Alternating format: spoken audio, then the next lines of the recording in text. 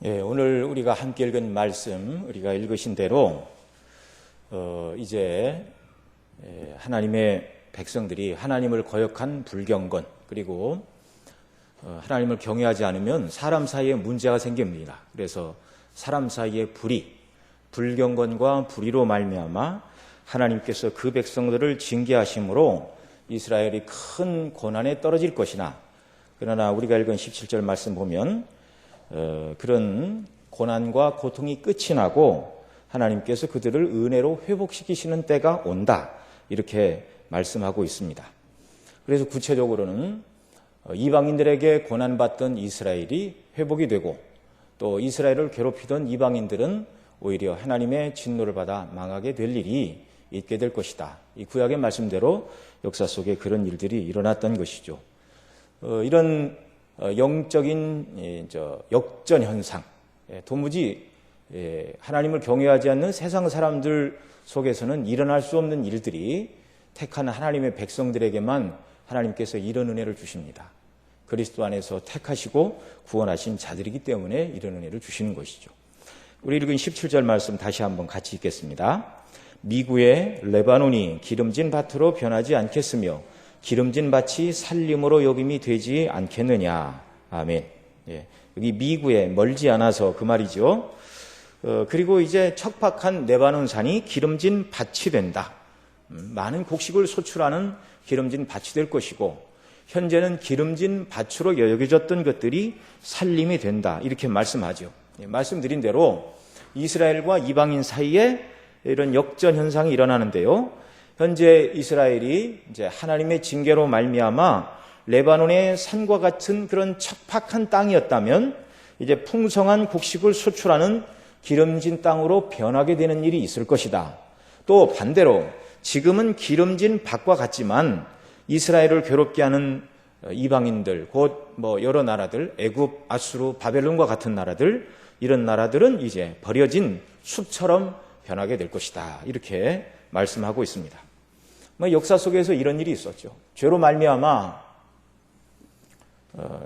거듭되는 죄, 우상 숭배, 그 다음에 하나님을 경외하는 신앙을 버리니 백성들 가운데 불의한 일들, 힘 있는 자들이 그렇지 않은 자들을 압제하는 일들, 이게 아담의 후손들 가운데 오래전부터 있었던 죄의 목록들입니다.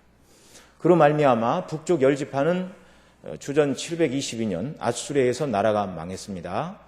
그리고 남쪽 유다 왕국도 주전 586년에 바벨론에 의해서 망하고 말았습니다. 이제 이 말씀을 크게 보면 이렇게 확대시켜서 볼 수 있고요, 작게 보면 당시 사건과 연관시켜서 이렇게 볼 수도 있습니다. 역사 속에서 일반적으로 어느 나라나 민족이 침략을 당해서 망했다, 그러면 그건 끝나는 것입니다. 다시 재기할 수가 없습니다. 그런데 이스라엘은 그렇지 않습니다. 그들을 택하신 하나님께서 계시기 때문에 그렇죠. 그래서 척박한 살림이 기름진 밭과 같이 변하는 은혜를 하나님께서 베풀어 주실 것이라고 말씀해 주셨는데, 그러한 은혜를 하나님이 주셨죠.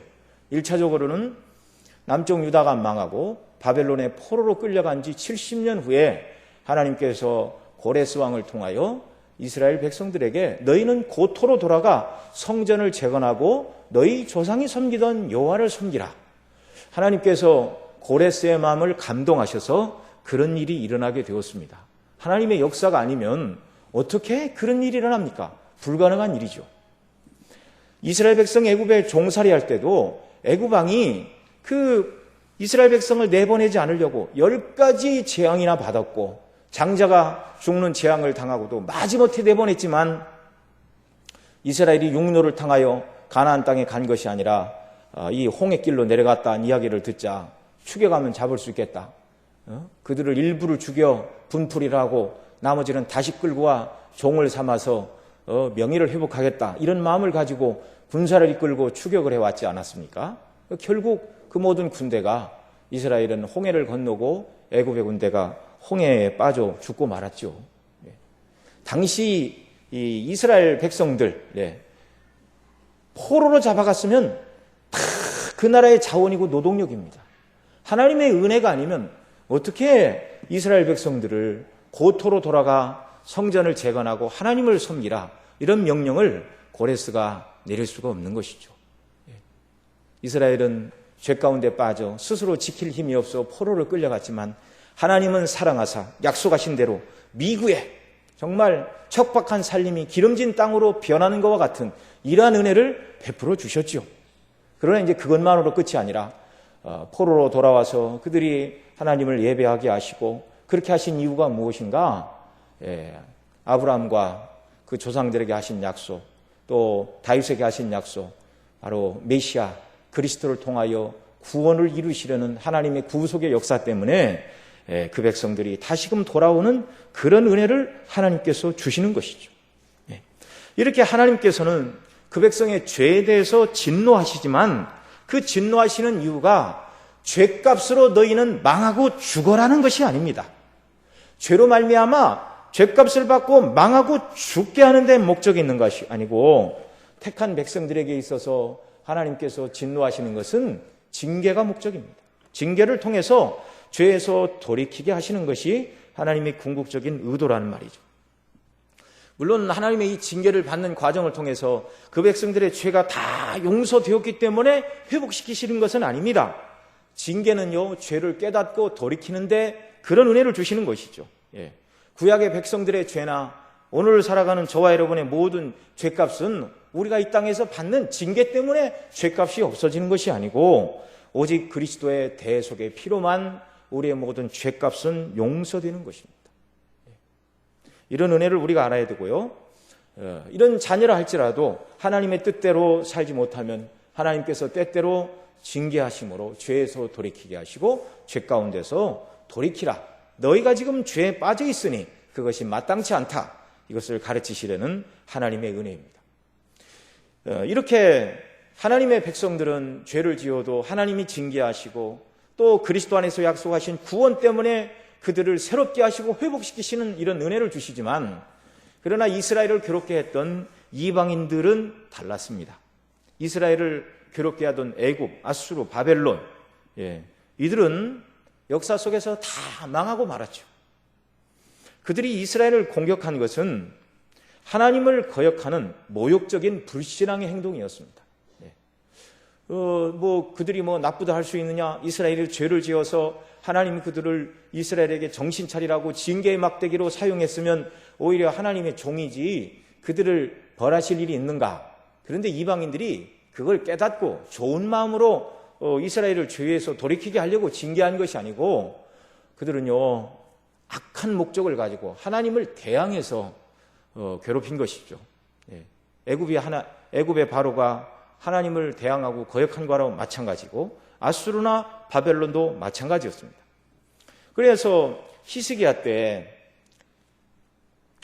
이미 그 북쪽 10지파는요 이미 망하고 말았습니다. 아수르 군대에 의해서. 히스기야 때 사네립이 그종 납세계를 통하여 이스라엘 백성들에게 연설을 하죠. 여호와 하나님이 사네립의 손에서 너희를 구원할 것이라고 말하는 히스기야 왕의 말을 믿지 말라. 그것은 거짓말이다. 열국의 모든 나라들을 봐라. 어느 나라가 그들의 섬기는 신이 우리들의 손에서 자기들의 민족과 나라를 구원한 신이 어디 있느냐. 그러면서 사마리아를 보라. 북쪽 사마리아 10지파 왕국을 말하죠. 그들도 이미 아수리아에서 망하지 않았느냐. 너희들의 하나님은 너희들을 내 손에서 구원할 만한 능력이 없다. 이렇게 하나님을 경멸히 여겼습니다. 너무나 큰 죄이죠. 이 기가 막힌 이야기를 듣고 히스기야가 편지를 성전에 펴놓고 하나님께 기도하죠. 하나님 보시옵소서, 들으시옵소서. 이 교만이 말하고 악을 행하는 이들의 말을 보시옵소서. 그때 하나님께서 이사야를 통하여 말씀하시죠. 그들이 이제 너희를 구원하리라. 하룻밤에 망하고 돌아갈 것이다. 말씀하신 대로 하룻밤에 18만 5천 명의 아수르 군사가 죽음을 당하고 사네립은 자기 나라로 돌아간 다음에 그 신의 묘에서 경배할 때 피살되어 죽는 그런 일이 있었습니다. 자, 이스라엘을 공격한 것은 하나님을 모욕하고 거역하는 불신앙적인 행동이었습니다. 은혜가 없죠. 믿음도 없고. 뿐만 아니라 하나님의 백성들을 너무나 억압하고 죄로 공략하는 죄값보다 심하게 괴롭히는 악을 행하였습니다. 그래서 결국 그들은요, 심판을 받아 다 멸망하고 망한 것이죠. 그러나 하나님의 백성들은 다릅니다. 말씀드린 대로 그들이 죄를 지었을 때 하나님께서 이방인들을 들어 그들을 징계하심으로 말미암아 자기들의 죄를 깨닫게 하시지만, 죄를 깨닫고 하나님의 은혜를 간구할 때 회복시켜 주시는 은혜를 주시죠. 오늘 우리가 읽은 17절로 24절의 말씀이 그것을 말하는데요. 17절에 읽은 대로 정말 미구에 멀지 않아 레바논이 기름진 밭으로 변하지 않겠으며 기름진 밭이 살림으로 여김이 되지 않겠느냐, 이런 영적인 현상이 일어나는데, 첫 번째 일어나는 영적인 은혜의 회복은 무엇인가? 우리 18절에 있는 말씀 같이 읽습니다. 그날에 귀머거리가 책의 말을 들을 것이며 어둡고 캄캄한 데서 소경의 눈이 볼 것이며, 이렇게 말씀하고 있습니다. 소리를 듣지 못하는 사람에게 책의 말, 곧 하나님의 말씀인 성경이 들리고 어둡고 캄캄한 데서 소경이 볼 것이다. 그러니까 하나님의 은혜로운 행사를 보게 될 것이다, 이렇게 말씀하죠. 듣지 못하는 자가 듣고 보지 못하는 자가 보는 일은, 이건 구약 전체로 볼 때 메시아로 말미암은 영적인 소경들이 눈을 뜨고 영적인 이 귀머거리가 듣게 되는 이러한 일들, 메시아의 행사를 노래하는 대표적인 찬미시입니다. 이 몇 장 뒤에 이사야 35장으로 가보시면은요, 35장 5절 6절 말씀 우리 같이 읽습니다. 시작. 그때 소경의 눈이 밝을 것이며 귀머거리의 귀가 열릴 것이며 그때 저는 자는 사슴같이 뛸 것이며 벙어리의 혀는 노래하리니 이는 광야에서 물이 솟겠고 사막에서 시내가 흐를 것임이니라. 아멘. 우리 예수님께서 공생의 사역을 시작하시면서 가난한 자에게 복음이 증거되고 이 이사야에 있는 말씀을 읽으셨죠. 그리고 세례 요한이 옥에 갇힌 다음에 당신이 메시아 그분입니까? 우리가 다른 분을 기다려야 됩니까? 그러자 예수님께서 하신 말씀이 너희가 보고 든 것을 가서 요한에게 말하라 그러시면서 소경의 눈이 보고 귀머거리가 듣는다. 바로 이 이사야에 있는 이 말씀을 인용해 주셔서 그렇게 말씀해 주셨죠. 여기 우리가 읽은 18절의 말씀, 미구에 일어날 영적인 현상, 곧 하나님께서 그리스도 안에서 은혜를 주시는데 하나님의 말씀을 듣지 못하는 자리 듣게 되고 영적인 소경들이 보게 되는 이런 은혜를 베풀어 주신다.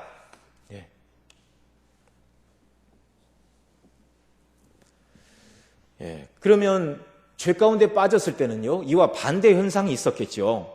그래서 그들이 우리가 오늘 읽지는 않았지만 29장 9절로 12절에서는 그들이 죄 가운데 빠졌을 때 당하게 되는 첫 번째 고통이 바로 이 18절 말씀과 비추어 볼 때 하나님의 말씀을 들을 수 없고 깨달을 수 없는 하나님의 말씀에 기근에 시달리는 고통을 받게 될 것임을 이미 말씀해 주셨습니다. 우리 9절로 돌아가서요, 9절로 12절 같이 읽습니다. 너희는 놀라고 놀라라. 너희는 소경되고 소경이 되라. 그들의 취함이 포도주로 인함이 아니며 그들의 비틀거림이 독주로 인함이 아니라 대저 여호와께서 깊이 잠들게 하시는 신을 너희에게 부어주사 너희의 눈을 감기셨음이 눈은 선지자여 너희 머리를 덮으셨음이니 머리는 선견자니라. 여기 이 부분이 좀 어렵게 번역이 되었는데요, 개역개정에서는 너희의 선지자와 선견자의 눈을 덮으셨다, 그렇게 아주 명쾌하게 번역을 해놨습니다. 11절 같이 읽습니다. 그러므로 모든 묵시가 너희에게는 마치 봉인한 책의 말이라. 그것을 유식한 자에게 주며 이르기를 그대에게 청하노니 이를 읽으라 하면 대답하기를 봉하였으니 못하겠노라 할 것이요. 또 무식한 자들에게 주며 이르기를 그대에게 청하노니 이를 읽으라 하면 대답하기를 나는 무식하다 할 것이니라. 개역개정에서는 나는 글을 모른다 할 것이다, 이렇게 이제 번역이 되어 있습니다. 자, 죄로 인하여 하나님의 징계에 떨어진 이스라엘의 첫 번째 상태가 무엇이냐면 하나님의 말씀을 들을 수 없고 하나님의 영적인 그런 모든 일들을 보는 영적인 안목을 잃어버리게 된다는 것입니다. 읽은 대로 9절에서는 이스라엘이 영적인 소경이 될 것이고 10절에서는 그들로 깊이 잠들게 하는 다른 신을 부어 눈을 감기게 하신다. 그래서 유식한 자에게 성경을 주어도 봉해진 책이니 모르겠다. 읽어도 뜻을 모른다는 것이죠. 무식한 자에게 주니 글을 모르니 모르겠다.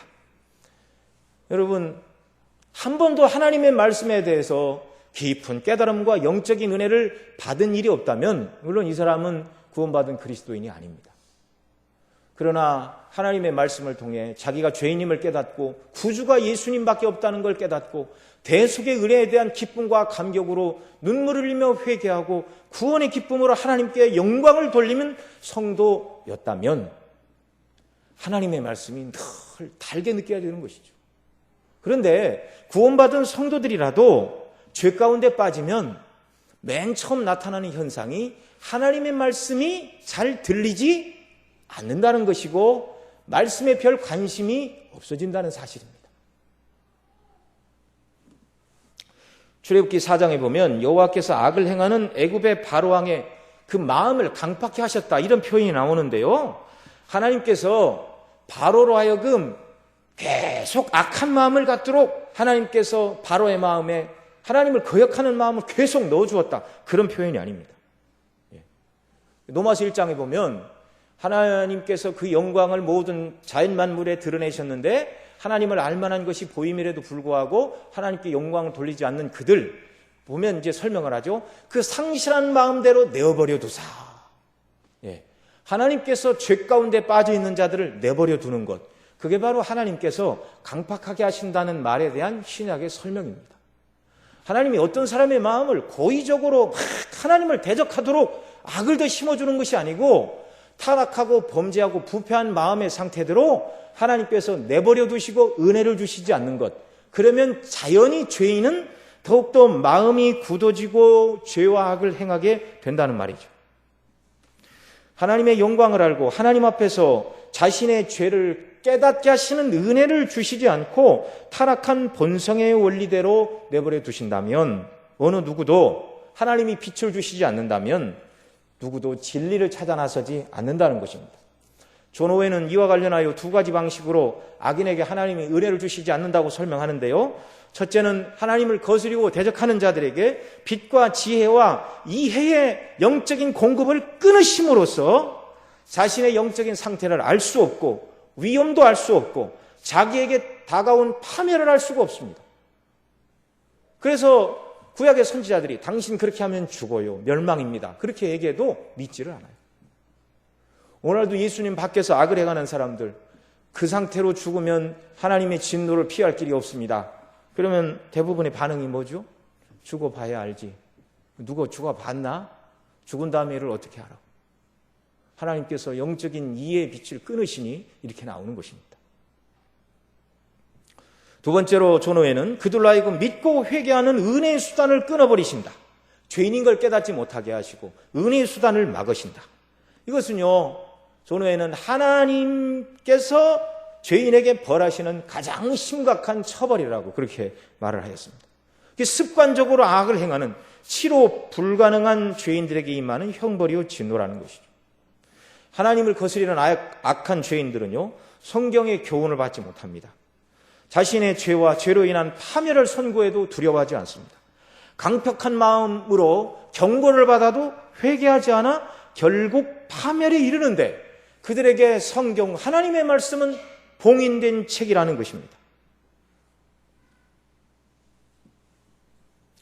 아모스는 이렇게 말했습니다. 주 여호와께서 가라사대 보라 날이 이를지라 내가 기근을 땅에 보내리니 양식이 없어 주림이 아니요 물이 없어 가람이 아니요 여호와의 말씀을 듣지 못하는 기갈이라. 여러분, 영적으로 볼 때 제일 고통스러운 일이 무엇이냐? 마실 물이 없고 먹을 음식이 없는 것이 아니라 하나님의 말씀을 듣지 못하고 깨닫지 못하는 것이고, 좀 더 적용을 하면 말씀을 들어도 관심이 없고 말씀이 지루하게 여겨진다면 이게 정말 하나님께서 은혜를 주시지 않고 있는 것이죠. 왜요? 죄로 인해서. 그 회개해야 되는 것입니다. 이건 오늘 저와 여러분에게도 매우 중요한 말씀인데요. 우리가 늘 이렇게 주일이면 모여서 또 수요일, 금요일 또 뭐 때로는 어떤 분들은 새벽에 오셔서 이렇게 늘 예배를 드리고 그러는데 하나님의 말씀을 들을 때 그냥 그날 몸이 너무 피곤하고 컨디션이 안 좋아서가 아니고 습관적으로 여러 날 예배를 드릴 때마다 뭐 몇 달씩 몇 년씩 하나님의 말씀에 관심이 없고 지루하게 느껴지고 빨리 끝나기를 바라고 그냥 설교 시간에 주어만 쳐다보고 이건 뭐 오타가 틀렸네, 주어가 빠졌네, 뭐 이런 소리만 한다면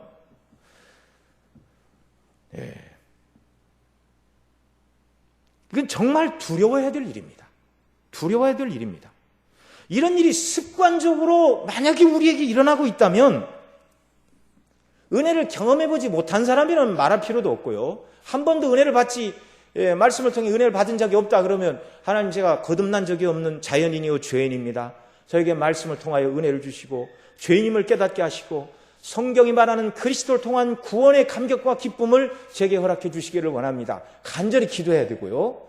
이미 구원받은 성도임에도 불구하고 이렇게 설교를 듣는 일에 관심이 없고 들어도 이해를 못하고 따분하게 여겨지고 그 소리가 그 소리다 이렇게 말한다면 내가 지금 하나님께서 주시는 은혜에 차단되어 있는 사람이다. 두렵게 알고 하나님 아버지 말씀을 들을 수 있는 귀를 열어주십시오.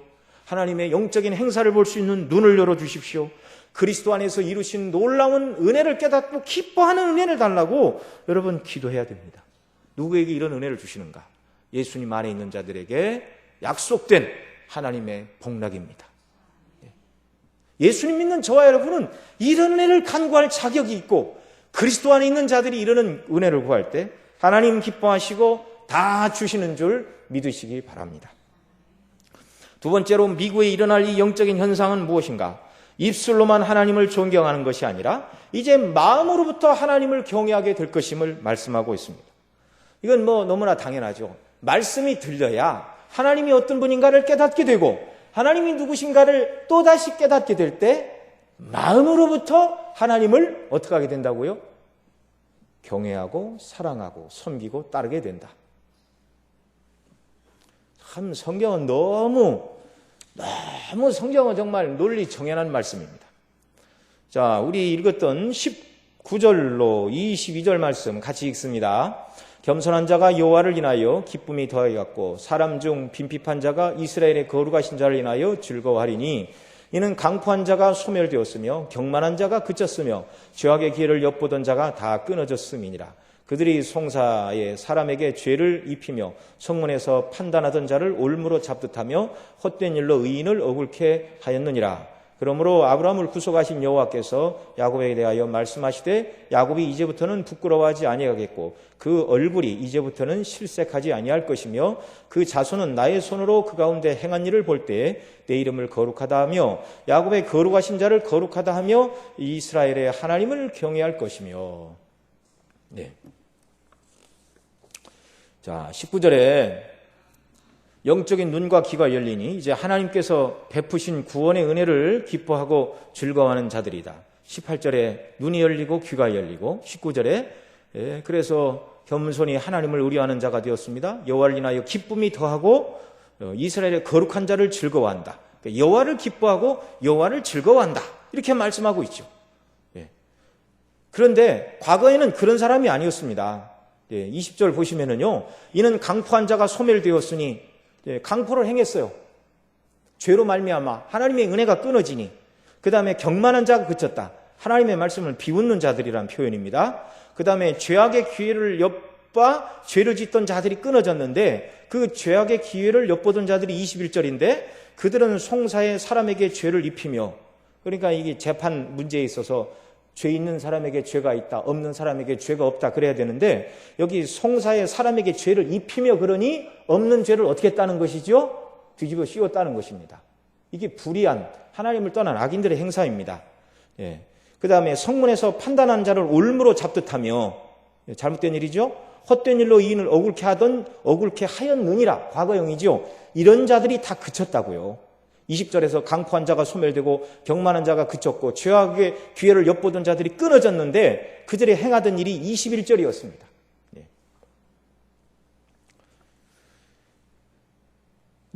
여기서 과거의 백성들이 행하던 일을 말하고 있는데 다시 조금 앞으로 돌아가면 우리가 다시 29장 13절 14절 보겠습니다. 말씀을 깨닫는 은혜를 주신다. 그런데 말씀을 깨달을 수 없었다가 9절로 12절이었는데 말씀을 깨닫지 못하니 그들이 행했던 일이 무엇인가? 13절 14절에서 말하고 있습니다. 같이 읽습니다.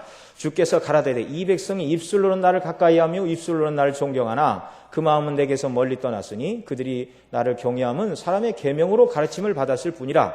그러나 내가 이 백성 중에 기이한 일, 곧 기이하고 가장 기이한 일을 다시 행하리니 그들 중에 지혜자의 지혜가 없어지고 명철자의 총명이 가리워지리라. 네, 14절 하반절은 이따 다시 더 말씀을 드리고요. 그 앞부분에 13절에서 뭐라고 그러죠? 그 백성이 나를 존경하나 입술로는 나를 존경하나 마음은 내게서 멀다. 예. 나를 경외함은 사람의 가르침으로 가르침을 받았을 뿐이다. 여기 13절 14절에 있는 말씀은요, 예수님께서 인용하신 말씀입니다. 마태복음 15장에 보면 바리새인들이 예수님께 나와 당신의 제자들은 왜 장로의 유전을 지키지 않습니까? 장로의 유전에 의하면 음식을 먹기 전에는 반드시 손을 씻고 음식을 먹게 되어 있는데 어찌하여 당신의 제자들은 손을 씻지 않고 음식을 먹어 장로의 유전을 범합니까? 여러분, 장로의 유전이 하나님 말씀입니까? 아니에요.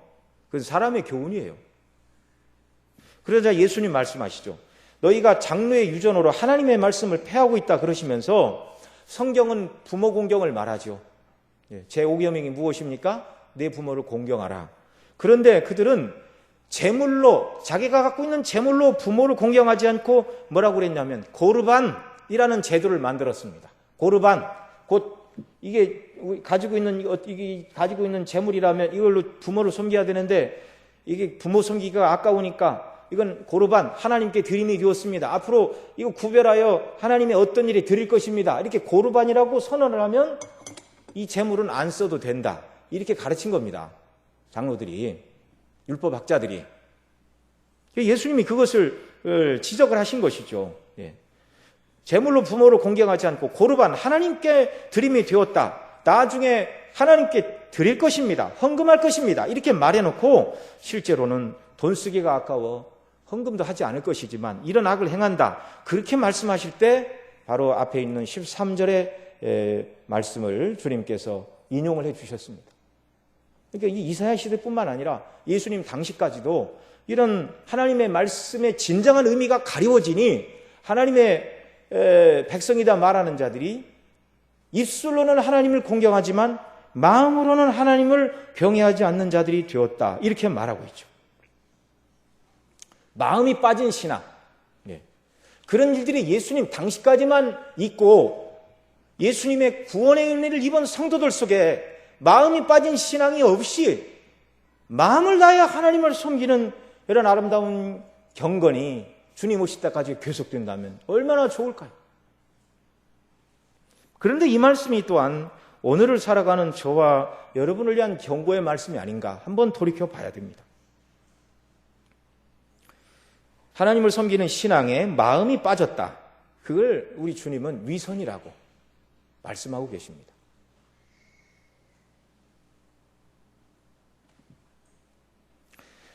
말씀보다 다른 것을 더 귀하게 여기는 사람들이 바리새인들이었어요. 전통을 성경 위에 놓았습니다. 권위 혼동이 생겼어요. 이 신앙에 마음이 빠지면 위선자가 되고 하나님의 말씀보다 다른 것을 더 귀하게 여기는 죄를 짓게 된다는 말이죠. 오늘 예배를 드리는 우리의 찬송에 기쁨이 넘치고 있습니까? 하나님을 아버지라 부르는 기도에 감격이 담겨 있습니까? 우리의 드리는 헌금에 진정한 마음을 담은 감사가 있습니까? 또 교회 안에서 행하는 이런저런 봉사, 성도를 섬기는 봉사와 섬김이 의무감이나 다른 집사님도 하고 다른 권사님도 하고 누구도 하니 나도 한다는 체면 때문이 아닌 예수님의 사랑에 대한 감격 때문에 성도 섬기는 일, 교회 섬기는 일을 기쁨으로 감당하고 있느냐는 말입니다.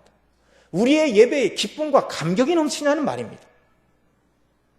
우리가 이런 자리에 늘 충만히 서 있지 못하다면 마음이 빠진 형식적인 신앙생활이 아닌가 경고를 받고 돌이켜야 한다는 말이죠.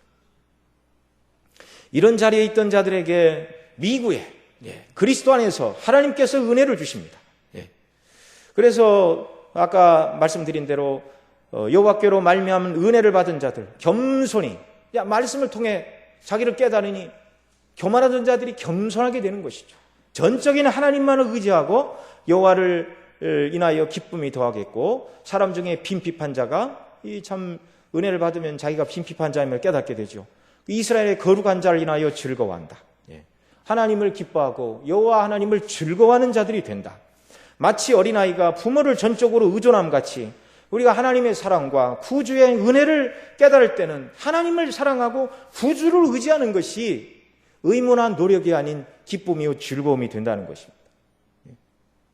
이런 역사가 정말 우리에게 있기를 바랍니다. 22절에 보면 그러므로 아브라함을 구속하신 여호와께서 야곱 족속에 대하여 말씀하시되 야곱이 이제부터 부끄러워하지 아니하겠고 그 얼굴이 이제부터는 실색, 얼굴빛을 잃어버렸다. 그러니까 우리나라 사람은 얼굴이 노래야 되겠죠. 황인종들. 근데 실색하면 피기가 없으면 놀랬을 때 나타나는 현상이죠. 그러니까 실색하지 아니할 것이다. 그러니까 하나님을 섬기는 기쁨이 그 얼굴에 나타나게 될 것임을 말씀하고 있습니다. 그 자손이 나의 손으로 그 가운데 행한 것을 볼 때 내 이름을 거룩하다 하며, 거룩하신 하나님이시죠. 이 거룩이라는 말은 사람에게 쓸 때는 죄가 없다 그런 의미도 있지만 거룩이라는 말의 일차적인 뜻은 구별되어 있다는 뜻입니다. 구별되어 있다. 우리가 하나님이 구별되심 같이 우리가 구별될 때 세상과 다른 삶을 살게 되죠. 그래서 죄를 안 짓는 건 2차적인 일이고 1차적인 이 거룩은 구별의 뜻을 가지고 계시는데요. 하나님은 구별되신 분입니다. 하나님 당신의 영광을 위하여 우리를 구별해내셨어요. 우리의 죄를 그 아들의 피로 말미암아 다 용서하시고 우리를 하나님의 자녀 삼으시는 정말 거룩하신 하나님이십니다. 그래서 이스라엘의 하나님을 경외할 것이다. 그러니까 기쁨으로 하나님을 섬기고 즐거워하는 일이 있을 것이다. 이렇게 말하고 있습니다. 여러분 진정으로 말씀을 통해 하나님의 사랑과 구주의 은혜를 깨달으면 하나님을 기뻐하고 즐거워하게 된다는 것입니다. 칼빈 선생님은 기독교 강요에서 하나님을 아는 참된 지식은 하나님을 경외하는 참된 경건에 이르게 한다. 이렇게 설명을 하고 있는데요. 그게 다 성경에 있는 말들을 설명하는 것입니다. 여러분 추운 겨울에 밖에 있다가 실내에 들어가면 따뜻한 아랫목을 찾기 마련입니다. 어떤 건물로 들어갔는데 그 난로가 있다고 그러면 사람들이 추운 날 밖에 들어오면 난로가 있으면 굳이 일로 오세요 얘기를 안 해도 따뜻한 난로를 찾아가 시린 손을 녹이고 따뜻해지면 외투를 벗고 젖은 양말을 말리고 이렇게 하는 것이죠. 이끌리는 것입니다. 좋은 것에. 산에 가다가 아름답고 화려하게 핀 꽃이 있다면 시선을 빼앗기고 그 어떤 향기가 나는가 코를 갖다 대고 향기를 맡게 되고 이게 너무 자연스러운 현상이죠. 배가 고픈 사람은 김이 나는 따끈따끈하게 지은 금방 지은 맛있는 밥과 찌개에 손이 가는 것입니다. 이건 비유적인 표현인데요. 거기다 하나님을 갖다 댈 수는 없지만 진정으로 하나님의 영광과 구원의 행사를 깨달은 사람은 하나님을 기뻐하게 되고 즐거워하게 되고 의무감이나 억지가 아닌 자원하는 심령으로 하나님을 사랑하고 교통하고 사랑하는 사람과 곁에 늘 붙어있고 싶은 것처럼 하나님을 가까이 섬기고 늘 기도하고 싶고 섬기고 싶은 것. 이것이 은혜 받은 성도의 심령인 줄 믿으시기 바랍니다.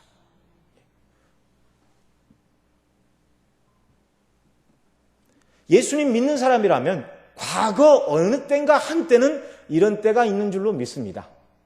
근데 더 중요한 건 항상 이러한 마음으로 하나님을 섬기며 살아가는 역사가 저와 여러분에게 넘쳐나기를 바랍니다. 어떤 사람에게 주시는 은혜죠? 그리스도 안에서 구속의 은혜와 영광을 깨달은 사람들에게 주시는 은혜요 복락입니다. 자, 마지막 세 번째로 주시는 영적인 역전 현상. 바로 24절에서 말씀하고 있는데요. 24절 같이 읽습니다. 마음이 호미하던 자도 총명하게 되며 원망하던 자도 교훈을 받으리라 하셨느니라. 지혜가 없고 총명이 없던 자들이 지혜와 참된 총명을 얻게 된다는 말씀입니다. 과거에 이들은 지혜와 총명을 잃어버렸습니다. 우리 앞서 읽은 대로 9절로 12절에서 하나님의 말씀을 들을 수 없고 깨달을 수 없는 영적인 그런 은혜가 막힌 자들, 영적인 소경이요 귀머거리라였던 적이 있다고 말씀을 드렸죠. 그래서 13절에서는 하나님을 경외하나 입술로만 마음은 빠진 형식적인 신앙생활이었다. 근데 이제 형식적인 신앙생활이 아니라 우리가 살펴본 것처럼 마음을 다해 하나님을 경외하고 사랑하는 은혜를 그리스도 안에서 주신다는 것이고요. 그 다음에 이제 14절의 상태가 과거의 영적인 상태였는데 다시 한번 읽습니다. 그러므로 내가 이 백성 중에 기이한 일, 곧 기이하고 가장 기이한 일을 행하시리니 그들 중에 지혜자의 지혜가 없어지고 명철자의 총명이 가리워지리라. 지혜가 없어지고 총명이 없어진다. 여러분, 성경이 말하는 지혜나 총명은 세상에 학문을 하고 세상에 어떤 일을 이루는 세상에 속한 지혜와 총명이 아닌 줄 기억하시기 바랍니다.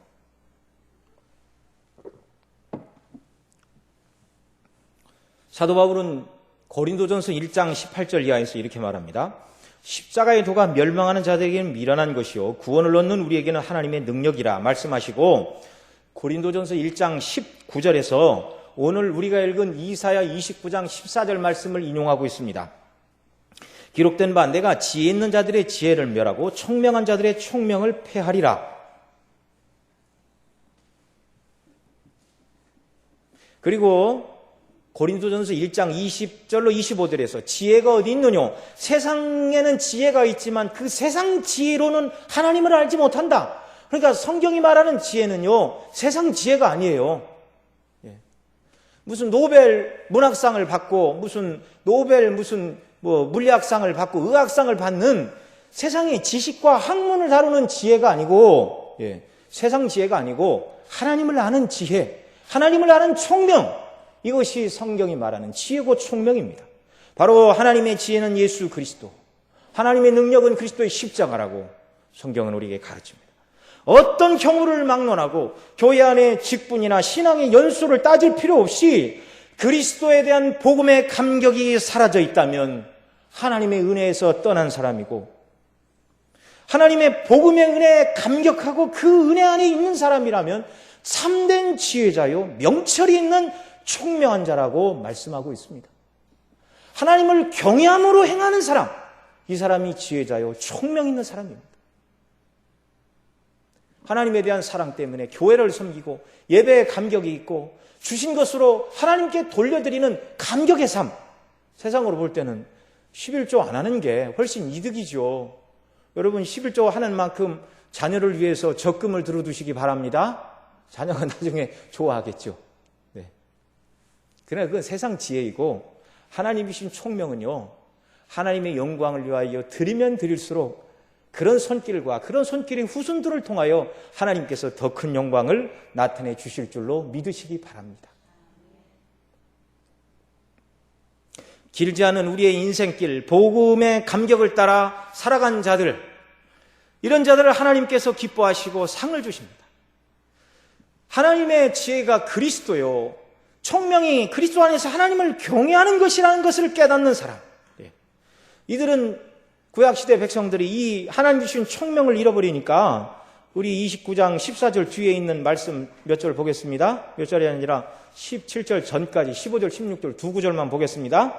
자, 총명을 떠난 사람들의 행동이 무엇인가? 15절, 화 있을진저 자기의 도모를 여호와께 깊이 숨기려 하는 자요 그 일을 어두운 데서 행하며 이르기를 누가 우리를 보랴 누가 우리를 알려 하니. 자, 총명과 명철이 막히니까 어떤 일을 행하고 있습니까? 결론적으로 말하면 15절에서 그것은 화를 당할 만한 행동이다. 화 있을진저 선언하고 지혜와 명철을 잃어버린 일을 설명하고 있습니다. 자기의 도모를 여호와께 깊이 숨기려 하는 자요 그 일을 어두운 데서 행하며 이르기를 누가 우리를 보랴 누가 우리를 알랴. 여기 15절에서 말은 누가 우리를 알고 누가 우리를 알랴 말할 때 이 누구는 누굽니까? 사람이 아니에요. 하나님이 모르신다는 겁니다. 하나님이 모르신다. 하나님이 하지 말라는 일을 숨어서 행하면서 하나님이 어떻게 하시랴?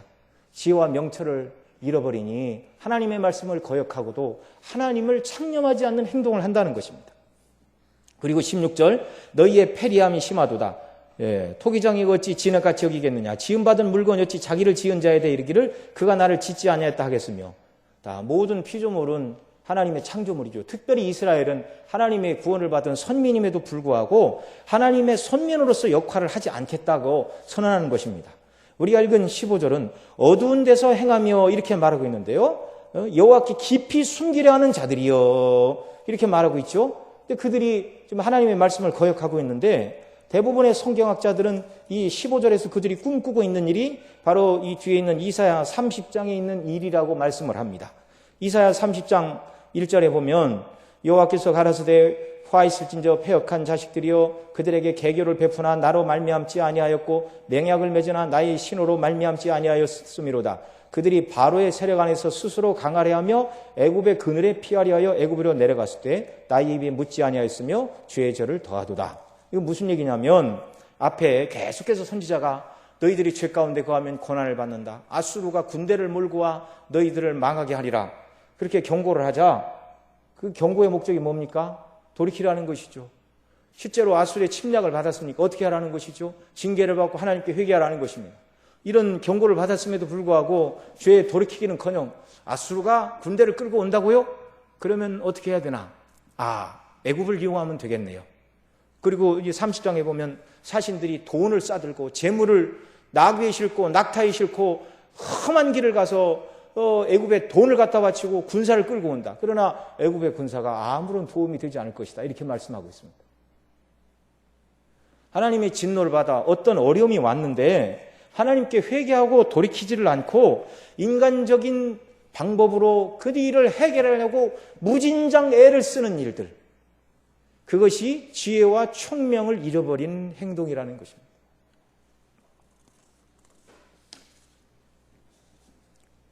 지혜와 총명은 무엇인가?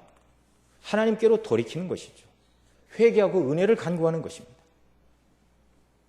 여러분, 이건요, 주전 800년 전 유대인들만의 문제가 아니었습니다. 때때로 구원받은 하나님의 자녀인 저와 여러분들 속에서 정말 이런 모습이 우리에게 나타나지 않기를 바랍니다. 정말 하나님이 만물을 지으셨다는 것, 너무나 세상 천지에 눈을 활짝 열고 믿음으로 보면 세상에 있는 모든 증거가 다 하나님의 행사입니다. 다 하나님의 행사입니다. 총명을 잃어버리면 하나님이 지으신 모든 만물을 보고도 자연은 그렇게 되었다. 이렇게 말하는 것이죠. 이게 어두워진 인생들의 한계입니다.